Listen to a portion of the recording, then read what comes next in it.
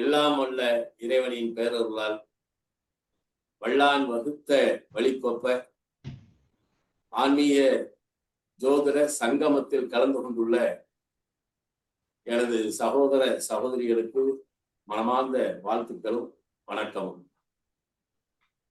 ஆவணி மாசம் ஒரு அற்புதமான மாசம். இந்த மாசம் தட்சாயன புண்ணிய காலத்துல இந்த ஆவணி மாசத்தை கொண்டு வந்துட்டாங்க. உத்தராயணம் அப்படின்றது நம்ம தை மாதம் முதல் ஆனி மாதம் வரைக்கும் அப்படி வச்சுக்கலாம். ஆடியில இருந்தே நம்மளுக்கு தட்சாயன புண்ணிய காலம். இது கடகரேகை மகரேகைகள் பிரிக்கக்கூடிய இடம், ரொம்ப முக்கியமான இடம். இது தேவர்களுக்கு பகல் இரவு அப்படின்னு சொல்றாங்க. ஆனாலும் இந்த ஆவணி மாதம் எப்பயுமே வாழ்க்கையில ஒரு மிக இன்றியமையாத ஒரு மாதமாக கருதப்படுகிறது. எப்படி அப்படின்னா, இது இந்த ராசி மண்டலத்துல பஞ்சமஸ்தானம் என்று சொல்லக்கூடிய ஒரு வீடு. இந்த பஞ்சமஸ்தானம் அப்படின்னு சொல்லும் போது இதுக்குள்ள நிறைய விஷயங்கள் இருக்கு. எப்படி அப்படின்னா, நான் என்னுடைய ஆய்வுல இந்த ஆவணி மாசத்தை ரொம்ப புனிதமான மாதமாக, ஒரு அற்புதமான மாதமாக நான் அதை கருத்துல வச்சுக்கிறேன். அதை எடுத்து ஆய்வு போது பிரபஞ்சத்துல ஒரு தனி மனித ஆத்மாவாக இருந்தாலும் சரி, அல்லது பிரபஞ்சத்துல மக்கள் தேவை எதுவாக இருந்தாலும் சரி, அல்லது உயிரினங்களுடைய தேவைகள் நிறை குறைகளை போக்குகின்ற ஒரு வல்லமை படுத்த வீடுதான் இந்த ஆவணி மாதம் என்று சொல்லக்கூடிய சிவ மாதம்.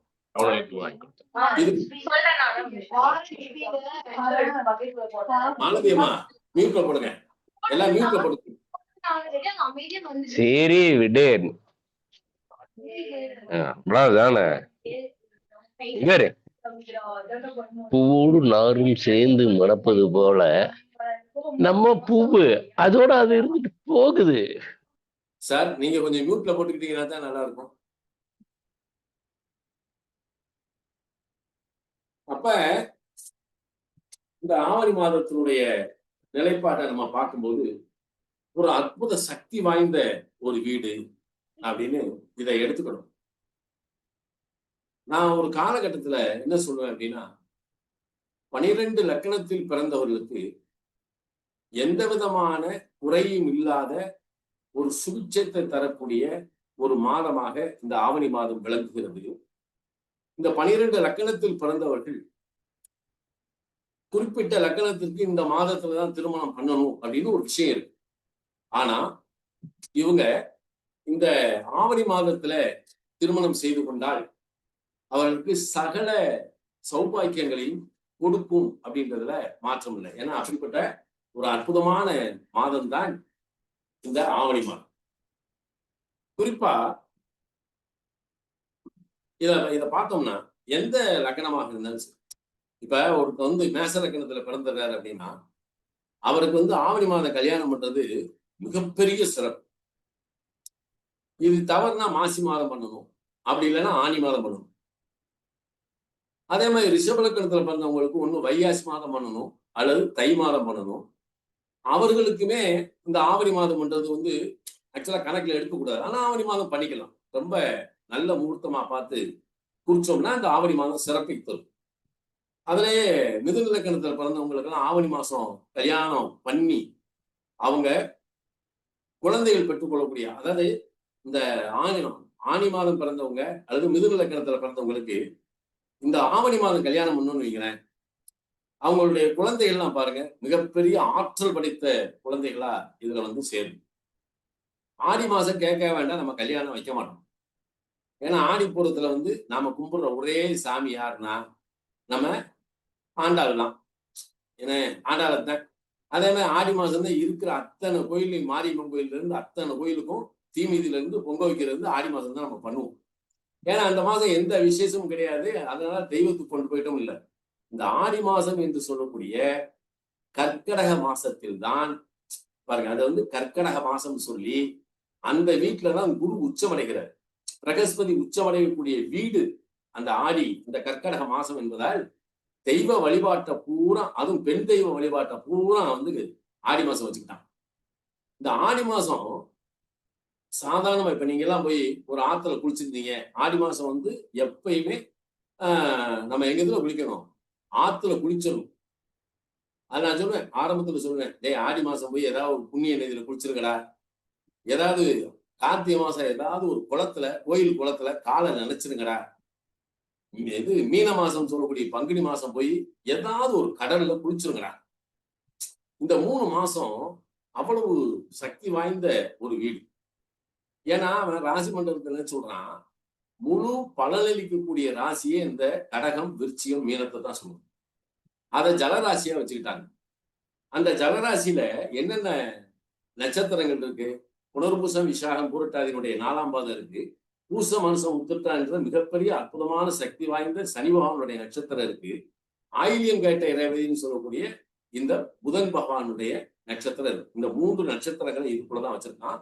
இந்த நட்சத்திரங்களுடைய மகிமையை நாம எடுத்து சொல்லணும் அப்படின்னா அதுக்கு நாட்கள் பத்தாது. அதுலயும் குறிப்பா பாத்தீங்க அப்படின்னா அந்த ஆடி மாசம் வரக்கூடிய பூச நட்சத்திரம், அனுச நட்சத்திரம், உத்திரட்டாதி நட்சத்திரம், இந்த 3க்கும் மிகப்பெரிய சக்தி உண்டு. ஏன்னா இந்த ஒவ்வொரு விஷயத்தையும் நம்ம பார்க்கலாம். எப்படின்னா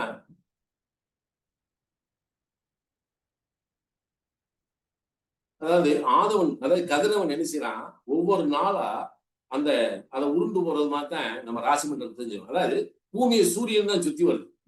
ஆனா நாம சூரியன் நம்மளை சுத்தி வருது மாதிரி தான் பாவனை பண்றோம்.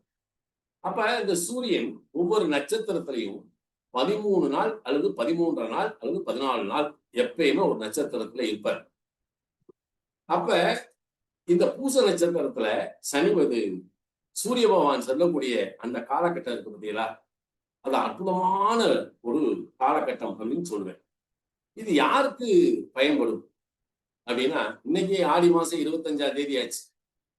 இந்த ஆடி 25 நாள் இப்ப ஆயிலிய நட்சத்திரத்துலதான் பகவான் சூரிய பகவான் சஞ்சாரம் பண்ணிக்கிட்டு இருப்பார்.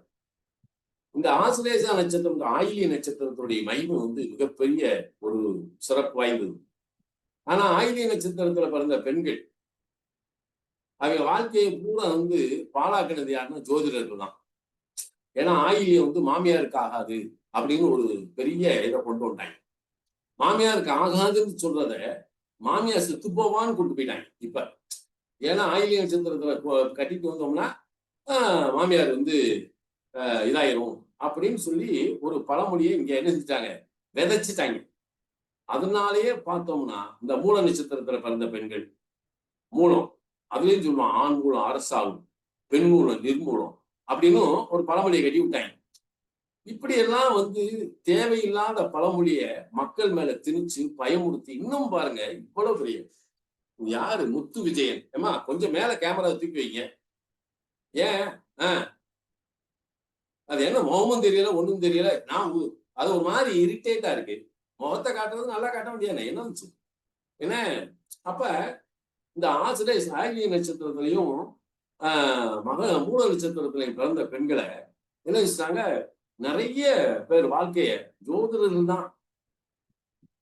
நீங்கெல்லாம் பாத்தீங்கன்னா என் 3 பிள்ளைகளுக்கும் கல்யாணம் நடந்தது. எனக்கு 3 பிள்ளைகளுக்கும் கல்யாணம் நடந்தது. நான் 94ல நட்சத்திர பொருத்தத்தை மட்டும் பார்க்க கூடாது, கிரக பொருத்தம் பார்க்கணும் அப்படின்னு சொல்லி ஒரு 30 விதமான ஒரு ரூல்ஸ், அதுல ரூல்ஸ் எடுத்து நான் ஜோதிட மாநாட்டுல அதை சப்மிட் பண்ணேன். இது எல்லாராலும் அங்கீகரிக்கப்பட்ட ஒரு விதி, அந்த விதிமுறைகள். அப்ப அதுல நிறைய நான் அனுபவத்துல அதை நிறைய தொகுத்து கொடுத்துருக்கேன்னா எந்த மாதிரியான உறவுகள் எந்த மாதிரியான நிலையில இந்த கணவன் மனைவி உறவு பாதிக்கப்படுது அப்படின்றத பத்தி 30 விதமான விதிமுறைகளை எடுத்தேன். ஆனா திருமண பொருத்தம் பார்க்கறதுல ஒரு சரியான ஒரு எல்லைய தொட்டிருக்கேன் அப்படின்னா கூட என் 3 பிள்ளைகளுக்கு நான் பொருத்தம் பார்த்ததே கிடையாது. நல்லா கவனிங்க, என் 3 பிள்ளைகளுக்கும் நான் பொருத்தம் பார்த்ததே கிடையாது. உங்களுக்கு ஆச்சரியமா தான் இருக்கும். ஆனா இன்னைக்கும் பாருங்க, என் பிள்ளைகிட்ட கேட்பாங்க, அதாவது என்னுடைய மூத்த பொண்ணு இருக்கு, அது மூல நட்சத்திரத்துல பிறந்ததுதான். என் மருமை இந்த இந்த இதோட அட்மின் இருக்காரு இல்லையா கணேஷ், அவர் தான் என் மருமகன். எங்க கணேஷோட அம்மா என் பொண்ணு மேல அவ்வளவு பாசம். ஆனா அவங்கதான் உடல்நல குறைவுல இதானாங்க. அதுல என் பொண்ணு அவங்கள நல்லா பார்த்துக்கிட்டதுல அவங்க நல்ல ஆசீர்வாதம் பண்ணாங்க என் பொண்ணுக்கு. ஆனா என் மகளுடைய மாமனார் இருக்காரு, என் மாமனாரு அவர் அழகா இன்னைக்கு இளைஞர் மாதிரி சுத்திக்கிட்டு தான் இருக்காரு. பாருங்க, அவர் ஒரு எக்ஸ் மிலிட்டரி மேனே சுத்திக்கிட்டு இருக்கிறாரு. அவர் நல்லா இருக்காரு. அப்ப இவங்க சொல்றதெல்லாம் வந்து பொய் தானே. அது காக்கா ஊக்காத பணமளம் விழுந்த கதையா? எங்கேயோ ஒரு சம்பவம் நடக்க, அதாவது பெண்களுடைய லக்கணத்துல, பெண்களுடைய ஜாதகத்துல லக்கணத்துக்கு 3ஆம் இடம் அப்படின்றதுல கேது இருக்குன்னு வைங்களேன். கேது இருக்கு. இப்ப மூல நட்சத்திரத்துல ஒரு பொண்ணு பிறந்துருச்சு. அது அந்த பெண்ணுடைய லக்கணத்துக்கு 3ஆம் இடத்துல போய் உட்கார்ந்துருக்கு. இந்த 3ஆம் இடம் என்பது என்னன்னா, அது ஒரு மனிதனுடைய முதல் சகோதர ஸ்தானம்னு சொல்றாங்க. அதுக்கு அடுத்து தன்னுடைய மனம், செயல், புத்தி என இதெல்லாம் வந்து 3ஆம் இடத்துக்குள்ளதான் இருக்கு. அதுல வீரியம்னு ஒண்ணு இருக்கு. அப்ப அந்த 3ஆம் இடம் என்பது உடன் பிறந்த சகோதரர். கண்டிப்பா லக்கணத்துக்கு 3ஆம் இடத்துல கேது இருந்துச்சுன்னா நான் டக்குன்னு சொல்லுவேன், இதுக்கு அடுத்து வந்து அபாஷன் ஆச்சான்னு கேட்பேன். இல்ல குழந்தை பையன் பிறந்திருக்கான் அப்படின்னா அந்த பையனை தத்து கொடுத்து வாங்கிருக்கேன்னு சொல்லிடுவேன். ஏன்னா இந்த கேது என்னைக்கு இருந்தாலும் அந்த 3ஆம் இடத்தினுடைய தன்மைய அந்த பிறந்த பையனை என்னைக்கு இருந்தாலும் அம்பக் பண்ணிடுவார். கேதுட்டு போய் யாரும் சால்சாவே பேச முடியாது. அவர்கிட்ட போய் இந்தாங்க கேது பகவானே, நீங்க இதை வச்சுக்கிட்டு எனக்கு வந்து நன்மையை செய்யுங்க அப்படின்னா வாடா அப்படின்னு சொல்லி சடாமுடியை பிடிச்சி இழுத்து அடிச்சு கொடுவாரு. ஏன்னா அவருக்கு சடை, கேதுவுக்கு வந்து சடை. அவன் வந்து எல்லாத்தையும் அத்தனை. அதனால அவனுக்கு என்ன தெரியுமா, நம்ம போய் கேது பகவானுக்கு முன்னாடி நின்னா நாம செஞ்ச நல்வினையை வந்து அவர் தொடவே மாட்டார், பார்க்கவே மாட்டார். நம்ம என்னென்னலாம் தப்பு செஞ்சோமோ அத்தனையும் தூக்கி லிஸ்ட் போட்டு வச்சிருவான். பாருடா, நீ இந்த காலத்துல இதெல்லாம் பண்ணியிருக்க, இதெல்லாம் நீ அனுபவிக்கத்தான் வேணும் பாரு. அப்ப இந்த 3ஆம் இடம், பெண்களுக்கு 3ஆம் இடத்துல கேது இருக்கும்போது உடன் பிறந்த சகோதரர் மட்டுமல்ல, அது கணவன் ஸ்தானத்துக்கு 9ஆம் இடம், கணவனுடைய தகப்பனார் ஸ்தானம் 3ஆம் இடம்.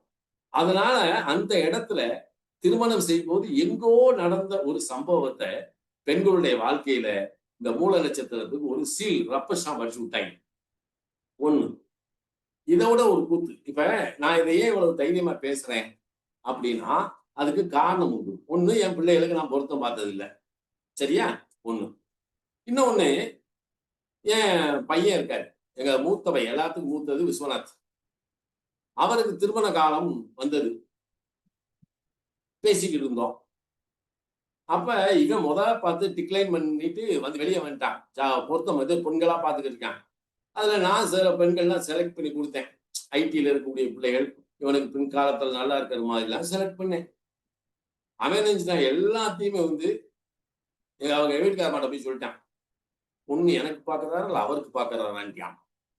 நானு இது எதுக்குடா வம்பு அப்படின்னு சொல்லிட்டு நான் விட்டுட்டு அவன் என்ன செஞ்சுட்டான், இந்த டிக்ளைன் பண்ணா பாருங்க, அந்த பிள்ளையத்தான் எனக்கு இதுதான் பிடிச்சிருக்கு அப்படின்ட்டான். சரின்னு நாங்கள் அத ப்ரொஃபைல்ல போய் பார்த்தா அது மைசூருக்கு அங்கிட்டு 3 மணி நேரம், சித்தாபூர்னு ஒரு ஊர். டேய், இது எட்டா கைடா, அவசரார்த்தத்துக்குலாம் போக முடியாதுடா அப்படின்னா, அதெல்லாம் எனக்கு தெரியாது, அதைத்தான் போய் பாரு அப்படின்ட்டான். என் பிள்ளை எங்க சொன்னா, எங்க கோடீஸ்வரி, எங்க மாப்பிள்ளை இழுத்துக்கிட்டு கார்ல போறோம். நடுக்கூர் சாமத்துல காட்டுக்குள்ள போறோம். அங்க போய் ரூமை போட்டு தங்கி மறுநாள் காலையில போனோம். பொண்ணு வந்துச்சு. அப்புறம் என் பையன் சொன்னேன், அப்பா நீ கொஞ்சம் போய் பேசு, உனக்கு பிடிக்குதா என்னன்னு பாரு அப்படின்னு. ஏன்னா அவர் ரொம்ப கரார் பேர்வழி. அவருக்கு வந்து செல்போன்ல இருந்து, லேப்டாப்ல இருந்து, பைக்ல இருந்து, கார் வரைக்கும் பளிங்கி தரமா இருக்கும். அவ்வளவு நீட்டா வச்சுக்கிடுவான். ஏன்னா ரொம்ப ரொம்ப டிக்னிட்டி. அவனும் ரொம்ப சுத்தமான ஆளு, பரிசுத்தமான ஆளு, நல்ல பையன். என் பையன் வந்து விஸ்வநாத் இருக்கானே, அருமையான பையன். ஒரு நூல் கூட பேச மாட்டான். சரின்னு பேச சொல்லிட்டோம். அவங்க போய் ஒரு 10 நிமிஷம் பேசிட்டு வாங்கடான்னு சொன்னா 10 நிமிஷம் ஆச்சு, 5 நிமிஷம் ஆச்சு, அரை மணி நேரம் ஆச்சு. ஆகா, நம்மளால கதை பேச ஆரம்பிச்சான் போல இருக்கு அப்படின்ட்டு அவரை கூப்பிட்டு கதவை தட்டுக்கடா அப்படின்னு சொல்லி கதவை தட்டி வெளியே கூப்பிட்டு வந்து, என்னப்பா அப்படின்னு கேட்டோம். எனக்கு பிடிக்குதுப்பா அப்படின்ட்டான். உடனே எங்க மாப்பிள்ளைட்டு சொன்னேன், மாப்பிள்ளை அப்படியே பஜார்ல போய் பூவும் ஸ்வீட் வாங்கிட்டு வந்துருங்க அப்படின்னு சொல்லி பூ போய் இங்க பாருங்க. எதுக்கு சொல்றேன்னா, நான் கதை சொல்லறேன், உண்மை உலகத்தை சொல்றேன். எங்க மாப்பிள்ளை வந்து புஷ்பமும் ஸ்வீட் வாங்கிட்டு வந்தாரு. எங்க எங்க 2 பேரு, இவங்க 2 பேரும் எங்க சொன்னதாவும் கோடீஸ்வரி போய் அந்த பிள்ளைக்கு பூ வச்சாங்க. நாங்க ஸ்வீட்டை கொடுத்தோம். கன்ஃபார்ம், இங்க பார் இது கன்ஃபார்ம். இனிமேல் எடுத்தே கொண்டு வந்து இதுல வந்து நிச்சயார்த்தம் பண்றதுக்குலாம் வேலை இல்லை. இதுதான் நிச்சயார்த்தம். ஏன்னா இவ்வளவு தூரம் எல்லாம் கடந்துதான் வர முடியாதா என் சொந்தக்காரங்களை கூப்பிட்டு அப்படின்னு சொல்லிட்டு, அதுக்கப்புறம் கல்யாண தேதி குறிச்சோம். கல்யாணம் எல்லாம் முடிச்சோம்.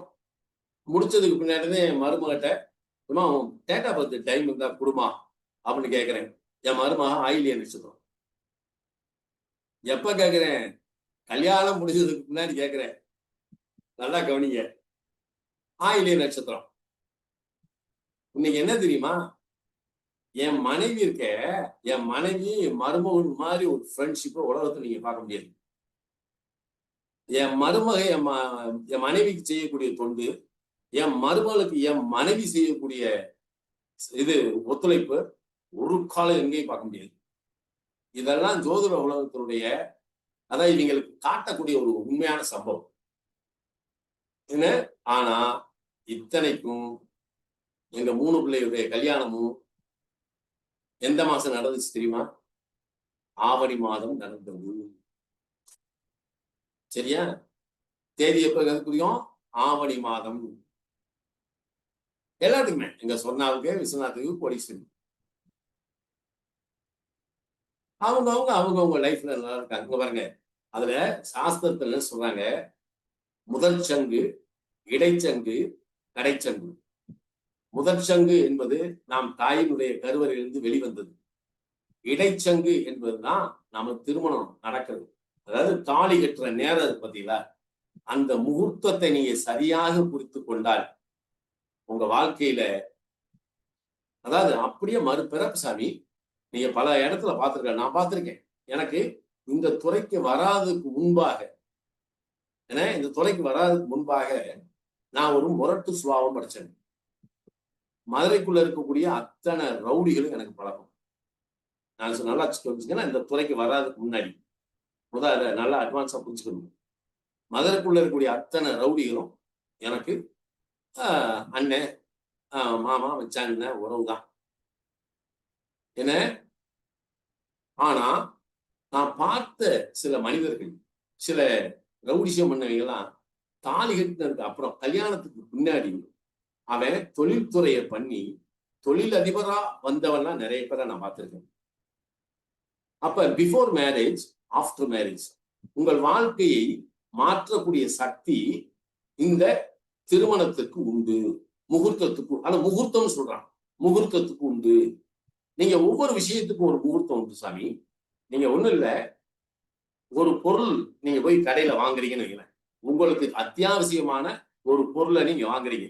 அது ஒரு வாஷிங் மிஷினா இருக்கட்டும், ஃப்ரிட்ஜா இருக்கட்டும், ஃபேனா இருக்கட்டும், எதுவா இருக்கட்டும், நீங்க வாங்கின அந்த நேரத்தையும் அல்லது ஃபிட் பண்ற நேரத்தையும் நீங்க குறிச்சு வச்சுக்கிட்டு நீங்க டயத்தை போட்டு பாருங்க.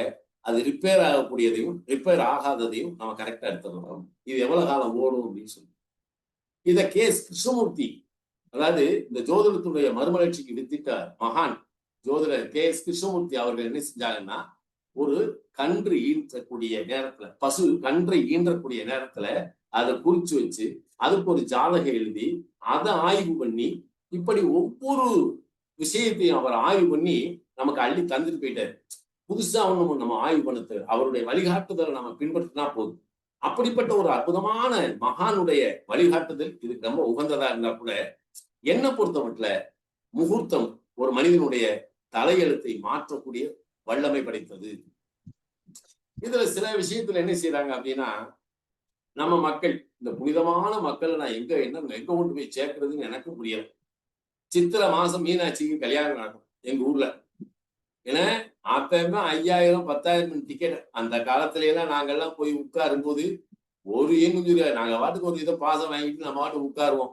எங்க ஏரியால இருக்கக்கூடிய மஞ்சக்குத்து செட்டியார் ஒரு இடம் இருக்கு. அவங்கதான் நகைக்கடை செட்டியாரு, இந்த மாதிரி செட்டியார் இடத்துல பூராமே என்ன செய்வாங்க, அந்த அந்த மீனாட்சி சுத்தி இருக்கக்கூடிய மக்கள் போய் உட்கார்ந்து மீனாட்சிக்கு தாலி கட்டும் போது, சொக்கர் தாலி கட்டும் போது இவங்க தாலி கட்டுவாங்க, தாலி கயிறை மாத்திடுவாங்க. ஆனா இன்னைக்கு மீனாட்சி அம்மன் கோயில்ல தாலி கட்டுற அதே நேரத்துல வீட்டிலேயே எல்லா பெண்களும் தாலியை மாத்திக்கிறாங்க. இது தெய்வத்துக்கு திருமணம் பண்ணக்கூடிய காலகட்டத்துல நாம திருமணம் செய்து கொள்வது, தாலியை மாற்றுவது நல்லதான என்ன பொறுத்தவரை அதை ஏத்துக்கவே மாட்டேன். நான் அதை ஏத்துக்கவே மாட்டேன். ஏன் அப்படின்னா அந்த தாலியை கட்டுற நேரம் எல்லாருக்குமே அது உகந்த நேரமா இருக்குமான இல்லை. அத்திபுத்தமா யாருக்காவது ஒருத்தருக்கு நல்லா இருக்கும் ஏன்னா, ஆனா எல்லாத்துக்கும் நல்லதா இல்லை. அதை விட என்னன்னா ஆடி 18 அவன் சனிக்கிழமையும் பார்க்க மாட்டான், ஞாயிற்றுக்கிழமையும் பார்க்க மாட்டான், வெள்ளிக்கிழமையும் பார்க்க மாட்டான். ஆத்தங்கரையில வந்து தலைவாழை இலை போட்டு அழகா ஒரு தேங்காய் பழத்தை உடைச்சு கயத்தை மாத்திடுறாங்க. இது செய்யலாமான்னா செய்யக்கூடாது. என்ன பொறுத்த மட்டும் ஆடி மாதம் கங்கையை பூஜிக்கக்கூடிய நாள்.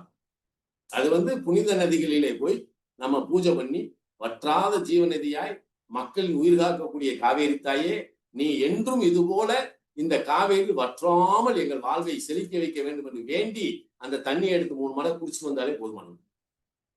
அது நம்ம செய்வது காவேரியினுடைய நிலை. ஆனா ஆவணி மாதத்தினுடைய பங்கு பெரும் பங்கு.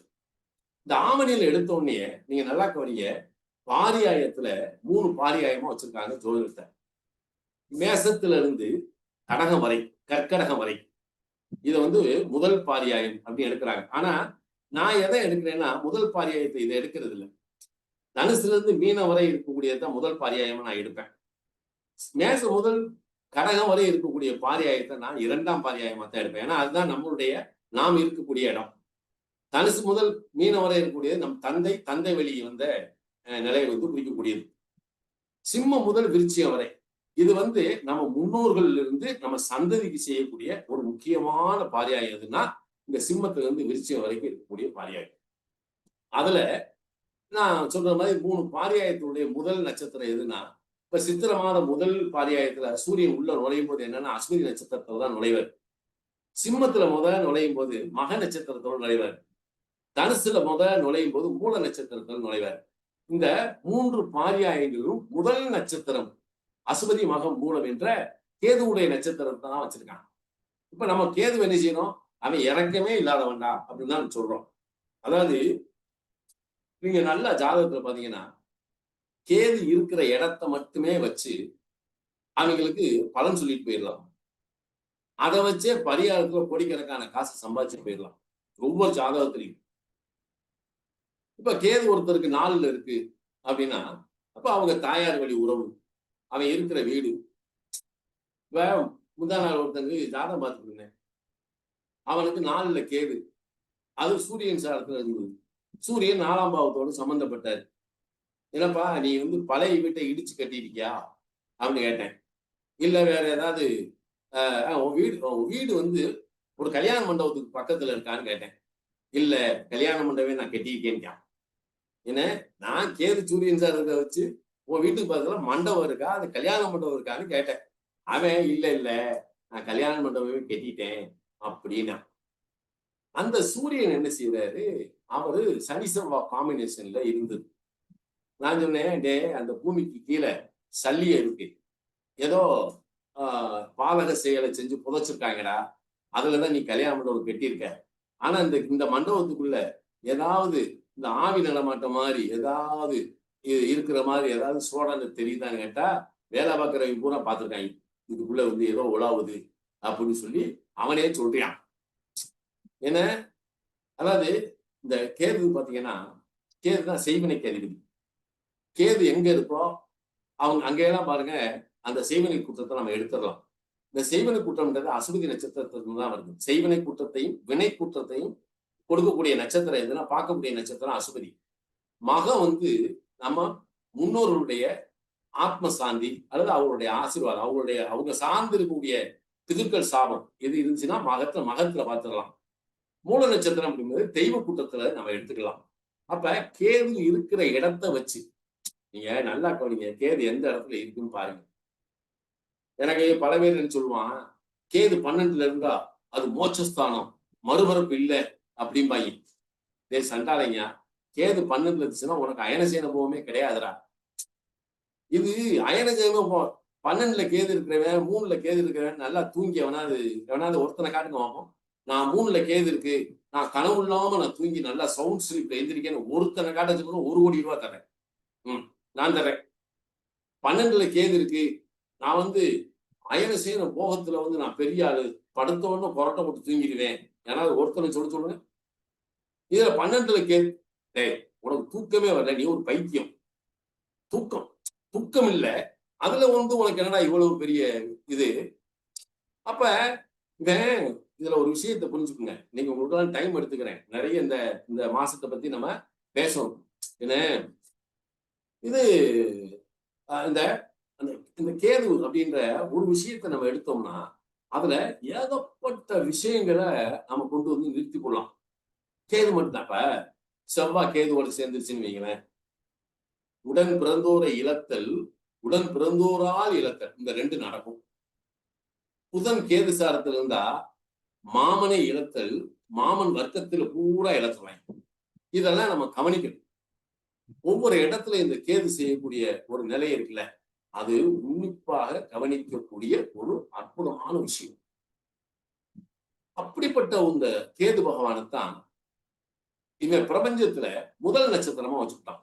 நான் அதைத்தான் ஒரு 20 வருஷத்துக்கு முன்னாடி என்னுடைய ஜப அறையில நான் வந்து அகவல் பாடி, ஒரு வியாழக்கிழமை அதிகாலை அகவல் பாடி நிவேத்தியம் பண்ணி தீபாவளை காட்டிட்டு அபியாசத்துல நான் உட்கார்ந்து எழும்போது எனக்கு சுட்டி காட்டப்பட்ட நட்சத்திரம் இந்த 3. அதுதான் அசுபதி, மகம், மூலம். இந்த 3 நட்சத்திரங்களை உன்னிப்பா காட்டி, ஏன் இதை நீ ஆய்வு பண்ணக்கூடாது அப்படின்னு ஒரு ஒரு ஒரு செய்தி எனக்குள்ள வருது. நான் தற்செயலா என்னுடைய நூலகத்துல, அதே மேலதான் நூலகம் இருக்கு, பெரிய ஒரு 4-5 பீரோ நிறைய புத்தகங்கள் இருக்கு. தற்செயலா நான் வந்து ஒரு பீரோவை திறந்து ஏதோச்சியா ஒரு நோட்டை எடுக்கிறேன்.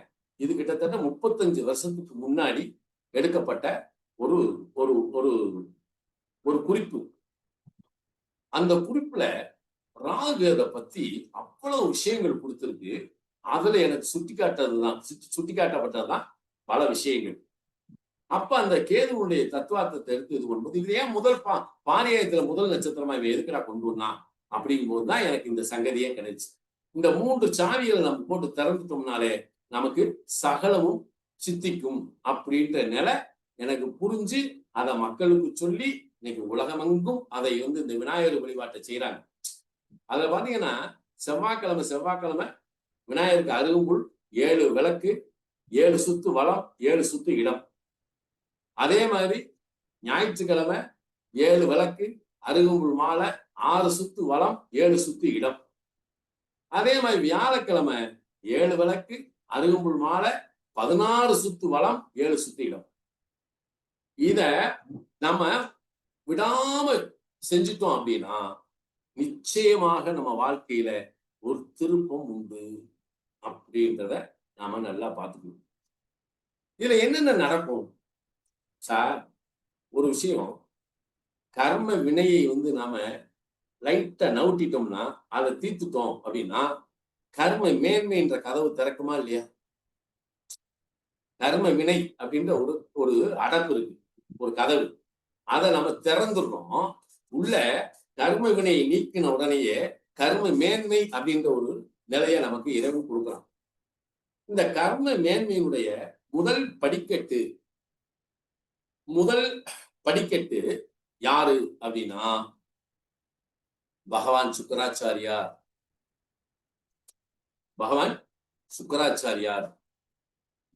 இந்த சுக்கராச்சாரியார் தான் அந்த முதல் கர்ம மேன்மையினுடைய முதல் படிக்கட்டா வர்றார்.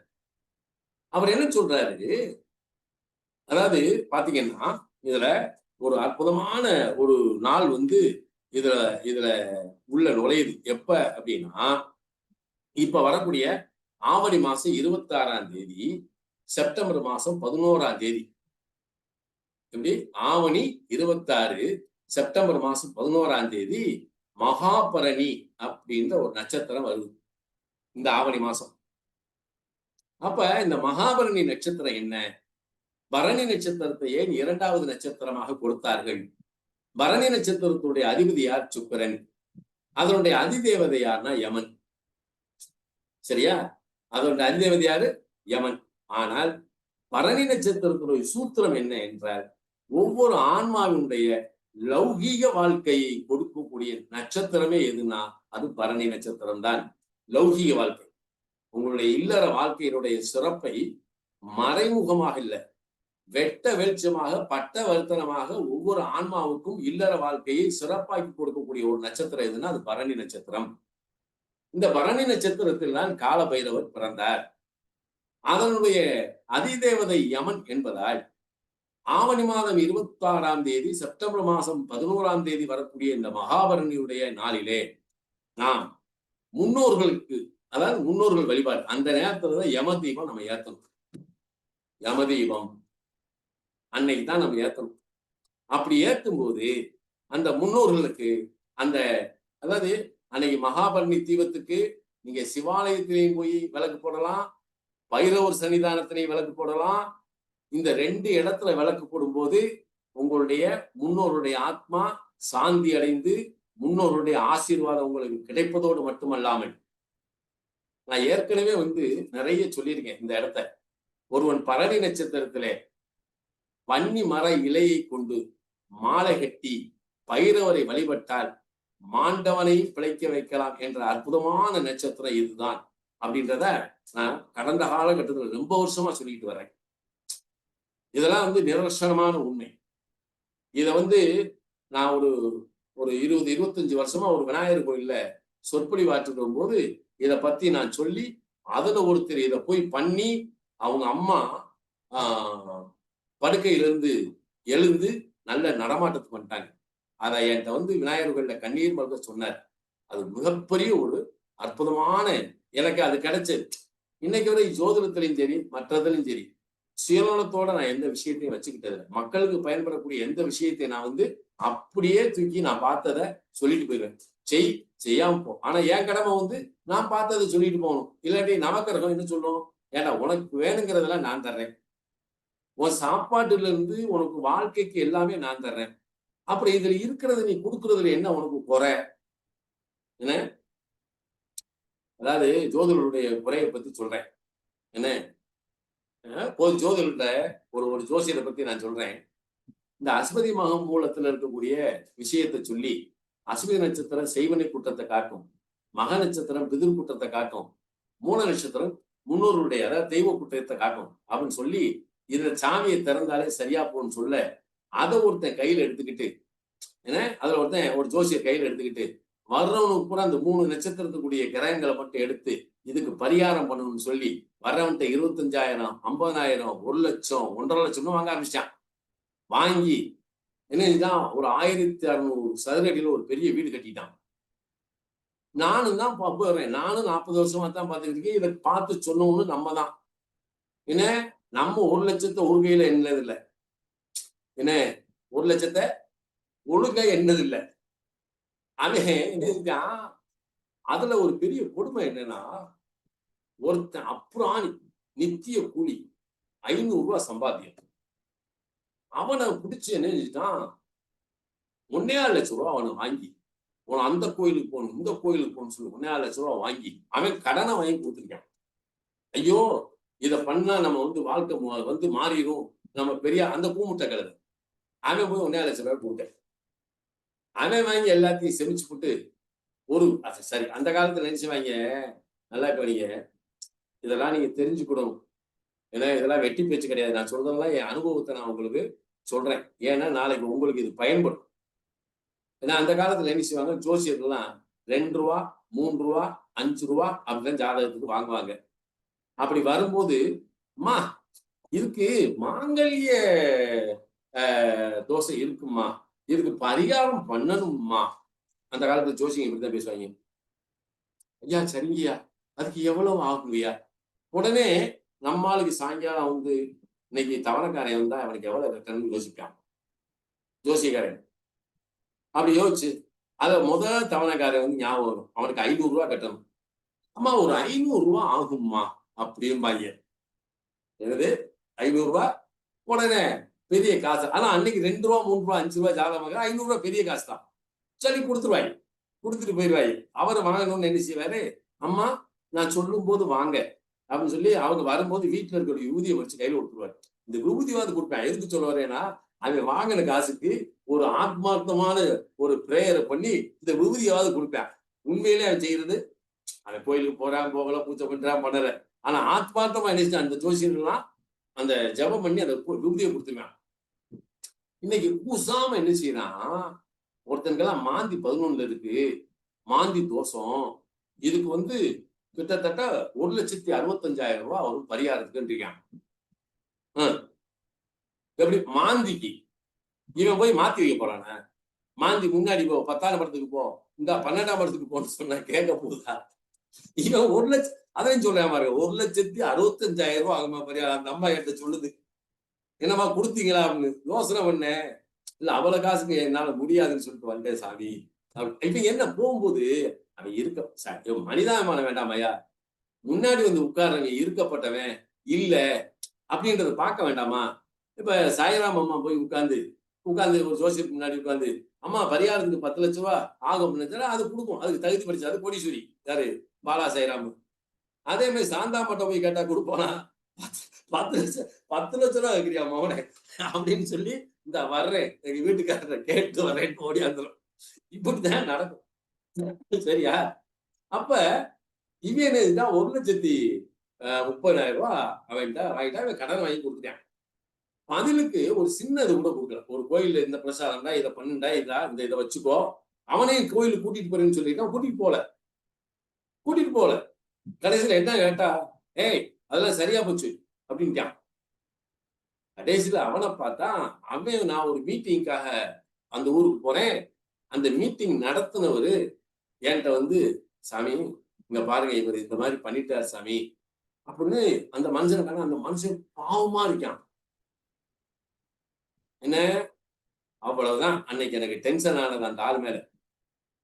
பயங்கரமான ஒரு, அதாவது உலகத்திலேயே எனக்கு அப்படி ஒரு கோபம் வந்ததில்லை.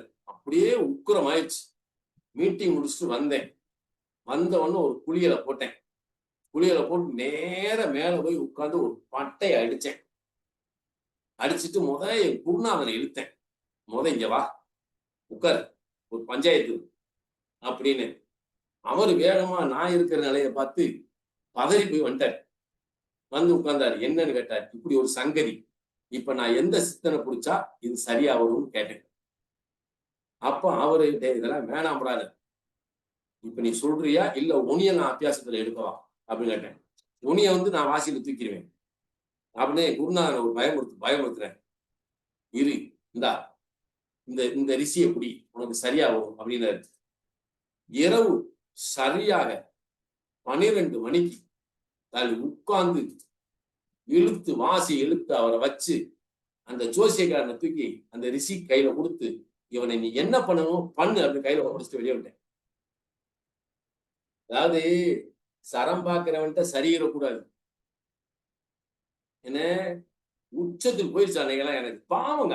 அப்புறம் கையில இருந்து காசை கொடுத்து ஒரு டீ குடிச்சு போறான்னு சொல்ற அப்புறம் போய் 1,50,000 ரூபாய் வாங்கி போட்டு அவன் அந்த கடன் அடைக்கிறதுக்கு 7 வருஷம் கஷ்டப்படணும். 500 ரூபாய் வாங்குறவன் கொண்டாடி விலைக்கு சாப்பாடு போடுவானா இல்ல வட்டி கட்டுவானா? யோசிக்க வேண்டாம். அவ்வளவுதான். ஒரே மாசம் தான் 1,500 சதுர வீடு எப்படி போச்சுன்னு தெரியாது, கார் எப்படி போச்சுன்னு தெரியாது. கடைசியில தண்ணி அடிச்சு ரோட்ல கிடந்து அவனை தூக்கி கொண்டு போய் ஆஸ்பத்திரி சேர்த்துட்டாங்க. ஒரு மாசம் தான். அதெல்லாம் நம்மகிட்ட சிக்குனா சிதம்பரம் தான். என்ன போற போக்குல, அதாவது நீங்கள் நல்லா கவனிங்க, நீங்களும் ஒரு மனித ஆத்மா தான். நீங்க போகும்போது பாருங்க, உங்க கண்ணுக்கு படக்கூடிய ஆத்மாக்கள் சில பேரை நமக்கு யாருன்னே தெரியாது. ஆனா அவங்கள பார்க்கும்போது உங்களுக்குள்ளே ஒரு இறக்கம் வரும். அவன் இத்தனைக்கும் ஆடம்பரமா இருக்க மாட்டான். ஆனா சில நேரத்துல அப்படியே கோட் சூட் போட்டு அப்படியே ரொம்ப ஜவர்க்குன்னு வருவான். அவனை பார்த்தோன்னே நமக்கு எரிச்சல் ஆகும். பாத்தீங்களா?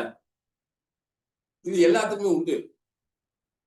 என்ன அப்ப இப்படிப்பட்ட சூழல்ல அது எதுக்கு சொல்றேன்னா, இந்த ஜோசியத்துல இந்த அஸ்பதி மூலத்தை வச்சு இந்த ஜோசியத்துல என்ன பண்ணாங்கன்னு சொல்றது. ஆனா இன்னைக்கு உலகமெல்லாம் இந்த அசுபதி மூலத்துல வழிபட்டு, அதுலயும் ஆவணி மூலம் இருக்கு இல்லையா, அது ரொம்ப அற்புதமான நாள். என்ன? ஆவணி மூலம். இந்த வட்டம் வந்து ஆவணி மாதம் 17ஆம் தேதி, செப்டம்பர் மாசம் 2ஆம் தேதி ஆவணி மூலம் வருது. இதுல இந்த நாள்ல தான் சிவபெருமான் பிட்டுக்கு மண் சுமந்ததா சொல்றாங்க. ஆனா இது வந்து மதுரையில் நடக்கக்கூடிய ஒரு விழாவாக இருந்தாலும், ஆவணி மக நட்சத்திரத்தன்று நம் பிதர்களுக்கு செய்ய வேண்டிய அந்த நம்ம முன்னோர்கள் இருக்காங்க இல்லையா, அன்னைக்கு ஆவணி மகத்தன்னைக்கு, ஆவணி இதுல ஆவணி மூலம் தான், ஆனா ஆவணி மகத்துல தான் செய்யணும். ஆவணி மாசம் வரக்கூடிய மக நட்சத்திரத்தன்று நாம முன்னோர்களுக்கு ஒரு தீபத்தை மட்டும் ஏத்துங்க போதும். சிவன் கோயில் சாயங்காலம் அன்னைக்கு நம்ம வந்து முடிஞ்சா தர்ப்பணம் கொடுக்கலாம், பிண்ட தர்ப்பணம் கொடுக்கலாம், எல்லாம் கொடுக்கலாம். ஆனா ஆவணி மூலத்தன்னைக்கு முடியல அப்படின்னா சாயங்காலம் போய் சிவன் கோயில்ல ஒரு நல்லெண்ணெய், ஒரு அகல் வாங்கி நல்லெண்ணெய் ஊத்தி நல்ல தீபத்தை போட்டு நல்ல சிவனுக்கு முன்னாடி ஒரு பிரார்த்தனை பண்ணுங்க. நான் பிறக்க காரணமாக இந்த என் முன்னோர்களுக்கு நான் செய்யக்கூடிய ஆத்ம பரிபாலனம் மீது இந்த ஜோதி உன்னை மகிழ்வித்து என் முன்னோர்களை சாந்தப்படுத்தணும், அவங்களுடைய ஆசீர்வாதம் வேணும், உன்னுடைய கருணையினால் அது எனக்கு கிடைக்கணும், உன் கருணை எனக்கு வேணும்டாங்கப்பா சிவனே அப்படின்னு வேண்டிட்டு வந்தோம்னா சரி, சூப்பர், அற்புதமானது. நீங்க ஒண்ணு கிடையாது, ஒவ்வொரு மக நட்சத்திரத்தை எடுத்துங்க. சந்திரன் வந்து மகத்தை கடக்கும் நாள் வச்சுக்குவோம். ஒவ்வொரு மாசமும் மக நட்சத்திரம் வருமா இல்லையா, ஒவ்வொரு மகத்திலையும் நீங்க இந்த தீபத்தை ஏத்தி வாங்கல. 12 மாதம் தான். நீங்க தீபம் ஏத்துனதுக்கு பின்னாடி பாருங்க, 12 மாசத்துக்கு பின்னாடி உங்க வாழ்க்கையில ஒரு மறுமலர்ச்சி வரலன்னா இனி என்னன்னு கேளுங்க. ஏன்னா அவன் சொல்றான், டேய் நீ வீட்டு வாசல்ல நீ இங்க இருந்து இதுல கைலாசுல போய் நீ கைலாச நாதனையே தரிசிச்சு வரலாம். என்ன, அங்க வைஷ்ணவி தேவியவே நீ வணங்கிட்டு வரலாம். 2 நாள் இல்ல 3 நாள் நடந்து போய் குகைக்குள்ள போய் உருண்டு போய் வைஷ்ணவி தேவியை நீ வழிபட்டு வந்தா, அப்படி வழிபட்டு வரும்போது அவளை இறக்கப்பட்ட என்ன செய்வா, உனக்கு அவ இறக்கப்பட்ட என்ன செய்வானா, நீ வந்து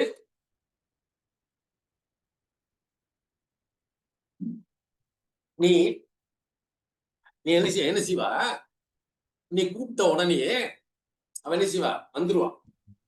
நீ தெற்க என்னடா பிள்ளை இவ்வளவு தூரத்துல வந்திருக்கேன்னு அவன் வரும்போது, வீட்டுக்கிட்ட வரும்போது நீ வீட்டுக்குள்ள போவ, உன் வீட்டுக்குள்ள வைஷ்ணவி வர்றதுக்கு முயற்சி பண்ணுவா. ஆனா வீட்டு வாசல் 2 நிலப்படியில யார் இருப்பா, ஒரு பக்கம் உன் குலதெய்வம் நிற்கும், ஒரு பக்கம் உன்னுடைய முன்னோர்கள் இருப்பாங்க. இந்த 2 பேரும் என்ன செய்யாங்க, பசி பட்டியமா கிடப்பாங்க. இவன் குலதெய்வத்து கோயிலுக்கு போயிருந்தா தானே, முன்னோர்களுக்கு ஏதாவது செஞ்சிருந்தா தானே. அப்ப இவங்க 2 பேரும் கொலைப்பட்டியா கிடக்கிறத பார்த்தவங்க வைஷ்ணவி தேவி என்ன செய்வாளாம், பின்னங்கால் பெடல் எடுத்து ஓடி போயிடுவா.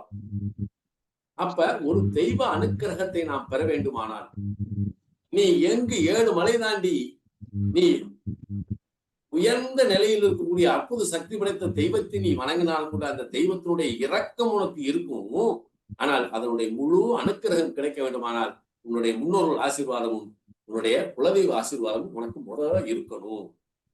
அதனாலதான் நான் சில இடங்கள்ல சொல்லுவேன், அதுல இந்த 4ல கேது இருக்கிறவங்க நான் சொல்லுவேன், டே நீ வீட்டுல எப்பயுமே சாயங்காலம் ஆயிடுச்சுன்னா அந்த 2 நிலையில 2 வாசப்படி 2 விளக்க ஏற்றி வச்சுங்கடா போதும். அதுவா வந்து நமக்கு ஆகர்ஷணத்தை கொடுத்து வேற எந்த கெடுதல் வராம பாதுகாத்து. ஏன்னா குலதெய்வம் ஒரு இடத்துல நிக்குது, முன்னோர்கள் ஒரு இடத்துல நிக்குது, இதை மட்டும் நீங்க செய்யுங்கடா போதும், அது பாதுகாப்பான. இது ரொம்ப மகத்துவம் வாய்ந்தது. அப்ப இந்த மாதிரியான ஒரு சூழல் இதுல நிறைய. அப்ப ஆவணி மாசம் இந்த பரணி நட்சத்திரத்தன்னைக்கு நாம செய்த பரணி நட்சத்திரம் தான் இல்லறத்தின் தர்மத்தை போதிக்கக்கூடிய நட்சத்திரம் பரணி நட்சத்திரம். அது நீ எவ்வளவு காலம் இந்த யமனுடைய பிடியில் சிக்காமல் நீ வாழ்வது, இல்லறத்தோடு வாழ்வதற்கு உனக்கு வழித்துணையாக இருக்கக்கூடிய ஒரு நட்சத்திரம் எது என்றால் அது பரணி நட்சத்திரம். அதுக்கு அடுத்து உள்ள வர்றாரு யாரு, இந்த மக நட்சத்திரத்துக்கு அடுத்து வரக்கூடிய நட்சத்திரம் எது, பூரம். இந்த பூர நட்சத்திரம் என்ன செய்யுது தெரியுமா, இல்லறத்தை எடுத்துக்கொண்டவனுக்கு, நல்லா கவனிக்கணும், இல்லறத்தை எடுத்துக்கொண்டவனுக்குன்னா என்ன, திருமணம் ஆனவனுக்கு கர்மாவை முழுவதுமாக பயனுள்ள பலனுள்ள நிலையை கொடுக்கக்கூடிய ஒரு நட்சத்திரம் எதுனா அதுதான் பூர நட்சத்திரம். இங்க தாண்டா உன்னுடைய சந்ததி செய்த அத்தனை புண்ணியம் இங்க வந்து சேருகிறான். உன் முன்னோர்கள் செய்த புண்ணியங்கள் இருக்கு இல்லையா, அவங்க செய்த நன்மை, அது பூரா இந்த இடத்துல வந்து நின்னு இவனுடைய கர்ம மேன்மைக்கு கதவு திறக்கக்கூடிய, கர்ம மேன்மையுடைய கதவை திறக்கக்கூடிய ஒரு நட்சத்திரம் இல்லத்தை எடுத்துக்கொண்டவனுக்கு, அதாவது திருமணம் செய்து கொண்டவனுக்கு கர்ம மேன்மைக்கு வழிகாட்டியாக இருக்கக்கூடிய ஒரு நட்சத்திரம் எதுனா அதுதான் பூர நட்சத்திரம்.